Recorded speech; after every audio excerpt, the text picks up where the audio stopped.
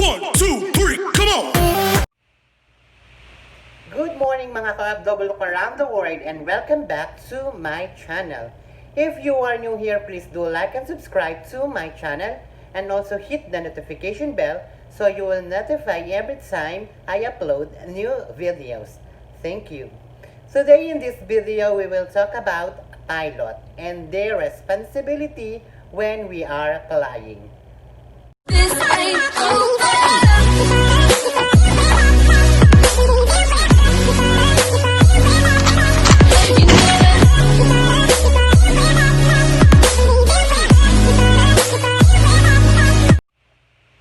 Here are some surprising things that all pilots need to follow when they are flying. Number 1, pilot and co-pilot is equal. When flying a plane, there are two pilots, one being the main pilot and the other one is the co-pilot. Pareho lang sila ng responsibility at pareho din sila na may authority at skills required to fly a plane. Ang pinagkaiba lang nila is pilot known as the captain and the co-pilot known as first officer. As we passenger, it always nice to know that there are two fully capable pilots who are flying the plane together. Number 2, no time to sleep. The pilot dims the light because if the airplane were to crash, the passenger's eyes would already be adjusted, and it would be a light to them to see better in the dark. As much as the pilot would love to have a great nap, and our safety is more than important than anything. Number 3, landing is more trickier. Landing the plane can be very tricky, and it depends a lot of factors how easy or hard it will be land. For example, the weather. The weather can be a factor when it comes on landing on the plane. Bad weather such as snowstorm or heavy rain can make landing a plane hard to do. It also depends on the airport itself. Some airports have short runways while the other have narrow runways. Number 4, never give up. Experienced pilots do not let a rough landing or minor issues stop them from growing. They simply use their experience to allow them to improve their skill. Unforeseen circumstances can arise, and it is important to pilot to keep calm and deal with accordingly. As pilot, it is their job to keep their passengers calm all the time. Number 5, pilots are police on air.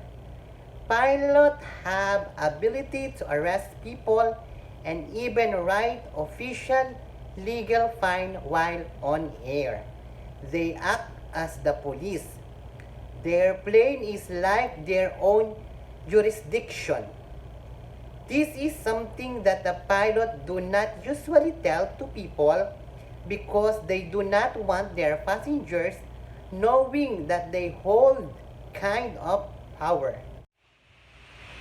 Number 6, not allowed to share their food to anyone. Pilot ordered to eat different meals than their crew members. Just safety precaution. This is way if a crew member gets food poisoning, there is a good chance that the pilot will not get sick because they ate different meal. It also works the other way around as well. If everyone were eat same food, there would be a big problem if all the crew suffer food poisoning. For those reasons, food preparation are taken seriously. Number 7, discipline and punctuality is must. It is important that the flights are always on time. This is mainly to ensure the flight are landing where are supposed to land on time, and also to make sure that all passengers are able to make their connecting flights being on time. Allows everything to run more smooth and avoid being late. Airlines try to board their passengers as soon as possible and as efficient as possible. Number 8. Pilots are not allowed to listen to music. Listening to music is one of the things that passengers doing while flying. But it is a strict for pilots. They aren't allowed to listen to music. Instead of music, pilots listen to radio communications between airlines and the ground controllers. While flying, they hoop from one radio to another in order to know the movement of the crafts around them. Music can be distract the pilot, and flying the plane require all their attentions. Number 9. Pilot do all the flying. With the idea of autopilot, many people wonder if pilot even fly the plane. And the answer is yes. Pilots do fly the plane, even though autopilot does do a lot of flying. The pilot is still very important when it comes flying the plane. Autopilot is not used when the plane is taking off and when it is landing. However, in between takeoff and landing, autopilot is capable of controlling the plane with autopilot. There is no need for pilot to be hands-on the time. However, if you think you can become pilot and do not have to fly the plane because of autopilot, you will sadly cannot. And you will be more wrong of this idea. So yan po yung mga ginagawa ng ating mga piloto.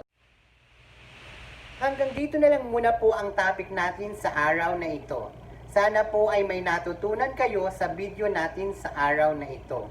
Paalala po sa lahat ng OFW dito sa Saudi Arabia or saan mang panig ng mundo. Mag-ingat, magdasal. Mahalin ang sarili at pamilya sa Pilipinas. Muli, ako po si Izumi Kabungkal na nagsasabing be a responsible OFW. Maraming salamat po at mabuhay po tayong lahat.